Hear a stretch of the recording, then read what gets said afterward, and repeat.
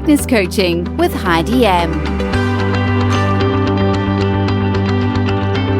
It's time for Greatness Coaching, and today is a rather sensitive topic, and it certainly is not for under 16s. So if you're not 16 yet, you might want to take a break for the next couple of minutes. Hello, Heidi. Hey, Ian, how are you keeping? Fantastic. How are you? Excellent. I'm doing well. I'm happy that we are going to talk about porn addiction today. It's getting closer to Christmas. The holidays are upon us, and we've had such a weird and strange year, and people stressing on so many levels, and experiencing all new kinds of stress, and spending so much more time at home that I fear this porn addiction has boomed. So very good that we are having a discussion about this today. First and foremost, I think as far as addictions go, all addictions are coming with a sense of extreme guilt and shame. But porn addiction, I think the guilt and the shame there is just far more intensified because it has to do with sex. And especially here in South Africa, it is extremely sensitive in our everyday life and in our everyday doings, that sex is just leading to, or this porn addiction, of course, leading to extreme guilt and shame. And this leads to extreme depression and anxiety, which then, of course, can have a rippling effect on the people around us, our family, our friends, our loved ones, and our human relationships, our interpersonal relationships. Now, let's just first very quickly see what is an addiction. An addiction is anything that moves you away from pain towards not feeling that pain. It comes with other pain, but you are moving with your addiction away from the pain that you are feeling. And many of us don't realize what pain we are feeling so that we can put it in words, speak to somebody about it, and then resolve this in a more healthy way. So you just feel pain, people feel anxiety, people feel pressure, people feel discomfort with their lives for whatever reason, on whatever level, and then an addiction could occur. An addiction is an extremely intense interest or obsession over something. And an addiction is when you cannot stop the behavior or the use of the substance. You think you can, but you realize you can't. And that also leads to great anxiety.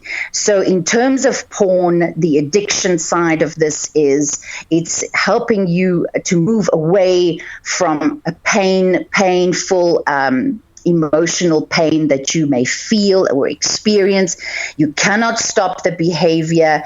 You're obsessed with this behavior, and you are, in the end, also porn addicts tend to isolate themselves. But we will get there when I talk to you about signs of when you can tell that you have a pornography addiction. In fact, let me quickly explain what happens in the brain when we have an addiction, and this is the same for porn or whatever other addiction, drugs, alcohol, gambling. It's an increased activity in the brain, which releases more of the happy hormones and the feel-good hormones. And then you get so bombarded with these feel-good hormones, you need more and more and more of of the substance or the behavior to get the same high or the same feeling or the same relief, which then leads, of course, to more and more use of the substance and more doing this behavior, which is then just a terrible, dreadful spiral, which cannot continue forever before the person with the addiction just literally falls apart, and in the process also destroying oftentimes the lives of not only themselves but the people around them. So signs of pornography addiction is when you find that your own real sex life becomes less satisfying. You find that you really actually cannot have sex with your partner, your husband, your wife, your boyfriend, your partner, it doesn't matter who it is, as you used to, in a what we would consider a normal, ordinary fashion, like you always have. This changes; it's less satisfying to you. Pornography can cause relationship issues and make the addict feel less satisfied with their partner. And this is, of course, assuming that you've had satisfaction with your partner before the addiction started. An addict, a porn addict, also engages in all kinds of risky behavior at a later stage in the addiction to view this pornography. Some people actually slip away to do this at work, or they go to the bathroom, or they unwittingly expose their children or an unwitting partner to some of their material, because they get slack with how they store their material and where they store their material, and when they engage in the behavior. There's also this behavior where they start ignoring their responsibilities to view the pornography. Like, you won't go to work today, you won't pick your child up from school, neglect your other responsibilities. There's also more extreme pornography that gets viewed. You know, that desensitizing that occurs, and that's also why the normal sexual relationship with one's partner, the relationship that you used to have with your partner, is no longer satisfying to you, because you've been so desensitized, and you need more and more and more of the material. And more masturbation, and then it just comes to a point where the material gets excessive. So yes, if the intensity increases there, it's an alarming, because where does it end, you know? They also feel very frustrated and ashamed after viewing this porn, very ashamed, to the point of slumping into a huge, deep depression. Yet, it's like with any other addiction, they continue to do so.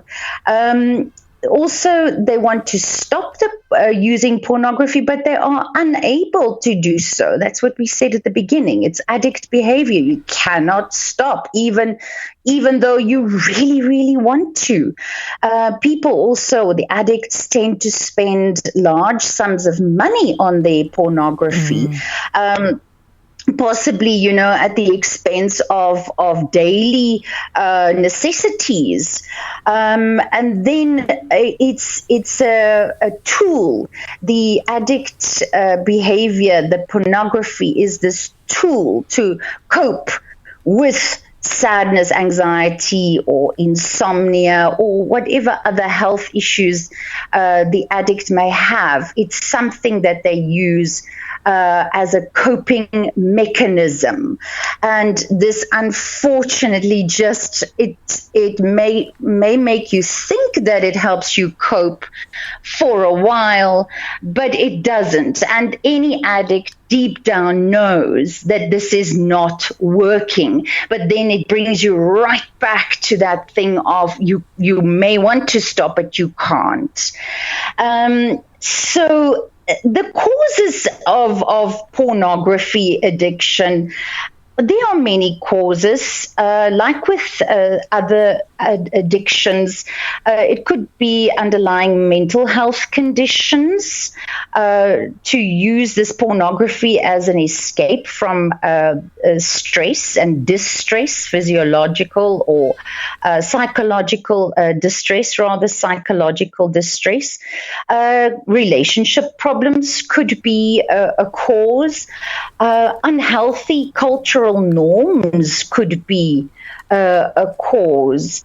And with cultural norms, culture, I mean the people that you surround yourself with, especially the youngsters, young adults who are still quite prone to giving into peer pressure. So if you are if a person is surrounding him or herself with people who are cultivating this culture of pornography, it's going to be very difficult to step out of that again unless one also loses those friends or that culture around you. And then there are biological issues with the changes in the brain chemistry when a person views porn.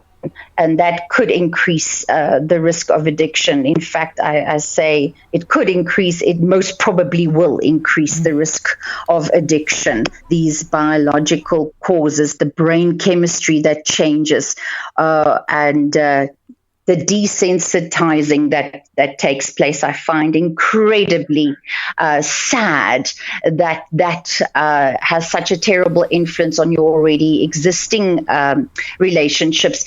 Delusions, that people are under, like the feelings of low self-esteem that could develop. Porn stars are all coming at the woman with a huge missile. Men all kind of think they have to look like they feel inferior or inadequate. The women all have massive breasts, not a hair on their body, and it's not realistic. It's never mind the duration of the sexcapades one sees on pornography. Nobody can carry on for hours and hours on end like those people are doing, screaming like banshees. It is not normal, and it's so sad that especially the young men, 16, unfortunately some boys as young as 14 and 15 being porn addicted, that they grow into their sexual adulthood, can I say, with that idea of what they think a man should look like and sound like, and what a woman should look like and sound like, and that being so unrealistic that by the time that they want to have a real, proper, honest to goodness relationship with a real person, they are always disappointed. So yes, that is it's a very, very tricky one, this, because of the guilt and the shame. Look, you can go for psychotherapy. There is relationship counseling. There are medications that you can take. There are lifestyle changes that I think that should always be employed anyway, lifestyle changes with any addiction, because some people use pornography to just, because they're bored or exhausted, or their lives are so, mundane, that they're looking for excitement, the first best place that they can find it. So there is help out there. There is 100% help out there. Now, I know with the guilt and the shame that it will be very difficult for some people to actually come out and say this, and to actually, take somebody in their confidence and say, all right, this is my issue, this is what I feel, and this is the problem that I have.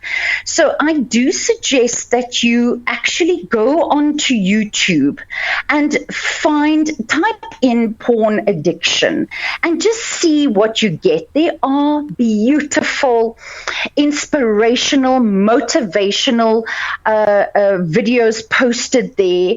I watched them myself before before our interview here, just to show you that you are not alone, and to give you ideas of who to speak to and how to speak to them. Even groups that you can join or ask to join. To help you. It's always good to feel that you are not alone, that there are other people, because this could be very isolating. I don't suggest you going to yes, some people have that kind of relationship with their partner where they can speak to the partner as a first port of call. But I am not too much in favor. Make your partner perhaps the second person you speak to. Try and find somebody who doesn't necessarily know you but can advise you for that outside eye. I think that might also help you to come out and just say what you have to say if it's not somebody close to you. I'm fearful that your partner might be shocked or distressed and judge you because they don't know you and they didn't expect of you to have this porn addiction, and that could lead to further stress in your relationship. So that's just my feeling about it.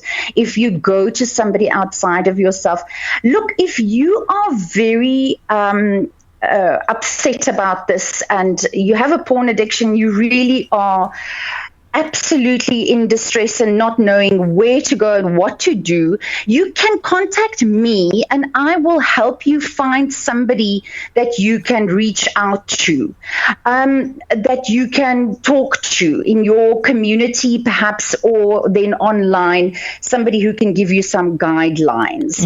Or I can just reiterate for you what kinds of